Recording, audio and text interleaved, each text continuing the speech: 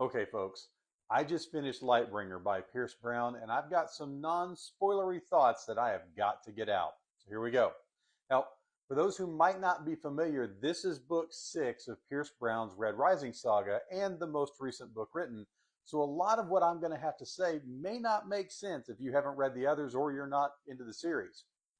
Okay, 6 things in response to Lightbringer, and I'll try to be quick. I'm not going to get into plot specifics, just some general thoughts and feelings.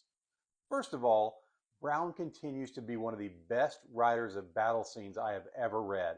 There is a sprawling fight scene in this book that goes on over multiple chapters and jumps POVs and is so good I could feel my heart rate increasing while I read it.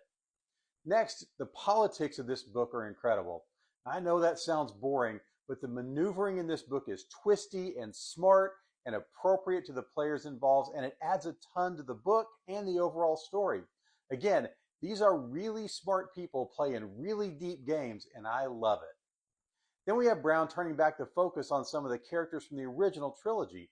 They've been there all along, but the last couple of books have really expanded the set of characters, and Dark Age focused a lot on the next generation, so it was great to see the emphasis on the characters I fell in love with in the first few books. This also led to some amazing callbacks to the early books, even all the way back to the very earliest days. I also love the humanity in this book. In the midst of all the political machinations and combat, there are some incredible moments of connection and strong conversations about family and love and purpose and friendship. These moments made the book so much more than it would have been without them. These conversations also added a ton to the pacing of the book, so it didn't just feel relentless. I was also glad to see some things resolve at the close of the book.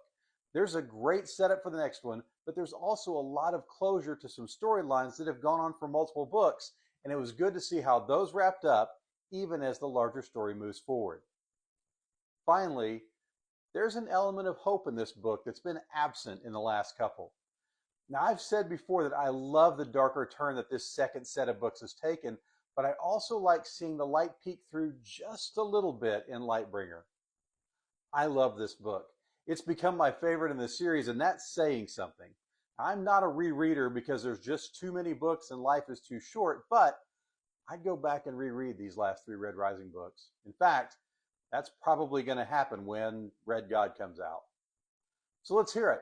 What are your thoughts on Lightbringer and the Red Rising saga and where we go from here?